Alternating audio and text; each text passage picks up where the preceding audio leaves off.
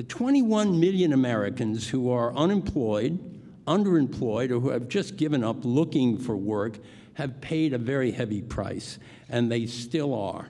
Middle-class families have not yet seen decent increases in their real incomes for a long time. It's convenient to blame all of this on the severity of the downturn, but let's face the facts. Misguided government policies have also slowed our growth and cost Americans a lot of jobs and a lot of raises. We must fix these mistakes and not repeat them going forward. In 2014, the Chamber will focus its tools, its talents, its capacities, and its resources to advance a jobs, growth, and opportunity agenda that we believe will benefit all Americans. Our plan includes ideas to expand trade, produce more domestic energy, and improve our infrastructure, which together would create millions of good-paying jobs. We will push for government reform to modernize a regulatory process that hasn't been updated since the time of Harry Truman. We'll highlight the need to make thoughtful changes in entitlements, fix the flaws in Obamacare, curb lawsuit abuse, protect intellectual property, and revitalize our capital markets.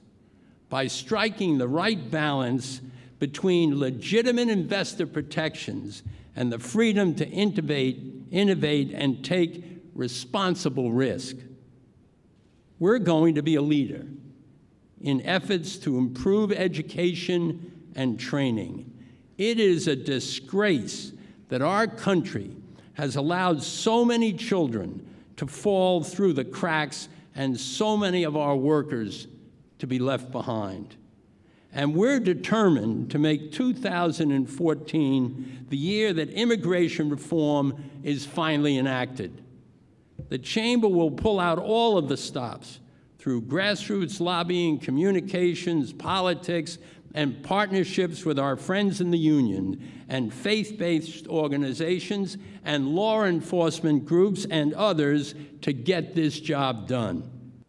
Ladies and gentlemen, the Chamber's job growth and opportunity agenda is built on the belief that our nation's best days are not over, they are still to come.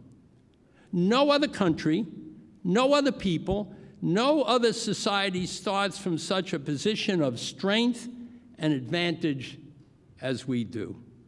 By making the right decisions and adopting the necessary reforms, we can usher in a new era of economic prosperity and extend its benefits to all Americans. I think you can tell I'm basically an optimistic fellow, so let me tell you what I worry about most. I worry that for the first time in our history, we're in a situation where America is taking from the young in order to support the old. We're doing this by continuing to ignore the entitlement crisis, by piling up trillions and trillions of dollars of new debt, by trapping so many of our young people in failing schools and therefore denying them the fair shot of the American dream. The promise of America has always been that the older generation will leave to the young a stronger, better, and more hopeful country.